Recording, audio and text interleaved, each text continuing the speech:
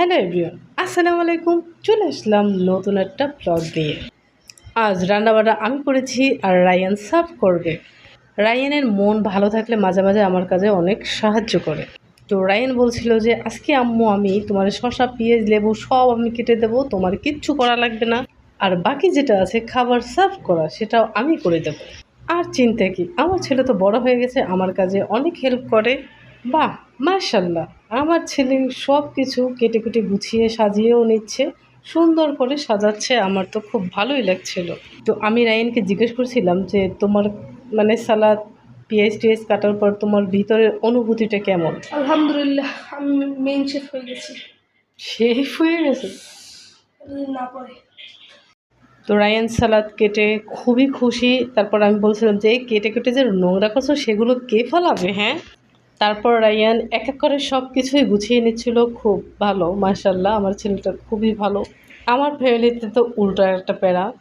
বিরিয়ানি তৈরি করেছি, তারপর তাতে হবে না। রায়ানের বাবা তো আর বিরিয়ানি খাবে না, সে খাবে অন্য কিছু, তাই তার জন্য মাছ চচ্চড়ি করছিলাম আর কলা তরকারি রান্না করছিলাম ডিম দিয়ে। রায়ান এদিকে সব কাজ গুছিয়ে নিয়ে হাত ধুয়ে সে খাবার টেবিলে চলে গেল। যেই কথা সেই কাজ, সে নিজেই খাবার সার্ভ করবে। তো আমিও তো বসে আছি, সে খাবার নিয়ে দৌড়ে গিয়ে বিরিয়ানিটা নিয়ে দৌড় দিয়েছে। তুমি এখন সার্ভ করো।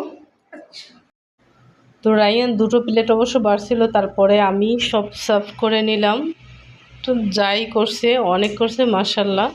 তো আজকে অবশ্য ওয়েদারটা অনেক ঠান্ডা ছিল এবং বৃষ্টি ছিল, মাঝে মাঝে বৃষ্টি হয়েছে আবার বৃষ্টি চলে গেছে, কিন্তু রোদটা বেশি ছিল না, তাই জন্য বিরিয়ানিটা তৈরি করে ফেললাম।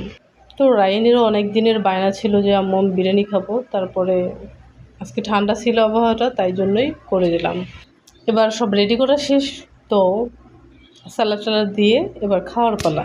তো রায়ানের প্লেটটা রায়ান নিজেই সুন্দর করে স্যালাড সাজিয়েছে। রায়ানের যদি আবার পেঁয়াজ হয় তাহলে ওর শশা লাগে না, শশা না হলেও হয়।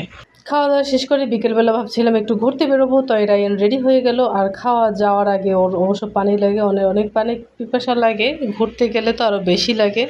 তো আমরা অবশেষে বাইরে বেরিয়ে গেলাম রাস্তায় ঘুরতে। তা আমাদের বাসার পিছন সাইডটা অনেক সুন্দর একটা জায়গা, খুব ভালো লাগে এই জায়গা। বিকাল টাইমে প্রতিদিনই আমরা বসি। তো এই রাস্তার পাশ দিয়ে চলে গেছে, বয়ে গেছে একটা খাল, জানি না আপনারা কী নামে পরিচিত, আমরা বলি খাল। রায়ান খুব মজা করছিল, আমরা একসাথে ঘুরতে বেরোইছি পায়ে হেঁটে, কোনো গাড়িতে না, রাস্তায় ঘুরবো, খুব সুন্দর একটা জায়গায় যাব। এই গাছটায় অনেকগুলো জাম্বুরও হয়েছিল, এখন বেশি একটা নেই।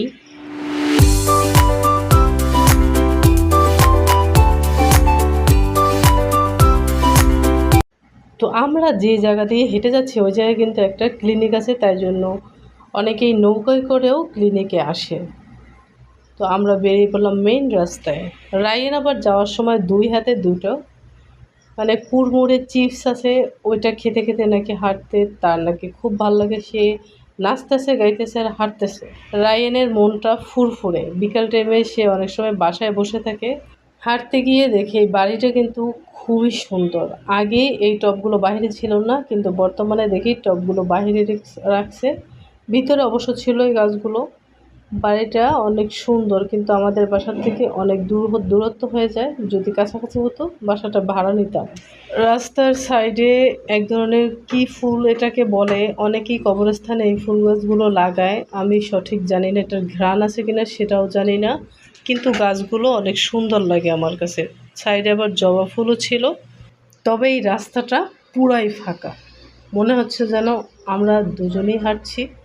খুব ভাল লাগে রাস্তাটায়, একদম নিরিবিলি একটা রাস্তা। তবে কিছুটা পথ হাঁটার পরে দেখি এত সুন্দর ফুল, ঘ্রাণ নিচ্ছিলাম, তবে অবশ্য এখন ঘ্রাণ নেই, কিন্তু নিচে দেখি হলুদ হলুদ ফুল।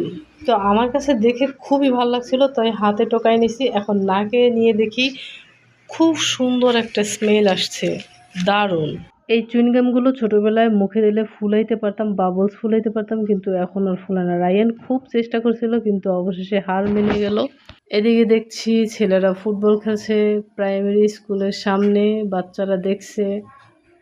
আর অন্য এই স্কুলটা অবশ্য অনেক সুন্দর, রায়ান হাঁটতে হাঁটতে হাঁপিয়ে গেছে, তাই বসে পড়লো। এরপর আমি বেকারির দোকানে গেলাম, রায়ানের পছন্দ অনুযায়ী দুটো জিনিস নিলাম। রায়ান দরজা খুলে ভিতরে ঢুকছে, ওর তো খুব পানির পিপাসা লাগছে, রেখেই ও আগে পানি খেয়ে নেছে।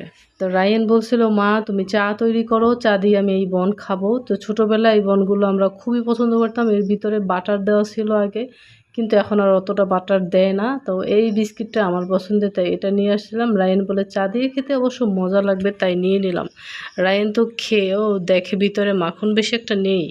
আজ এ পর্যন্তই। এতক্ষণ ধরে আমার ভিডিওটা দেখার জন্য আপনাদের অসংখ্য অসংখ্য ধন্যবাদ। তো খুদা হাফিজ। গরম। এখন দিও না, দিও না, খাই না, গরম খাইও না।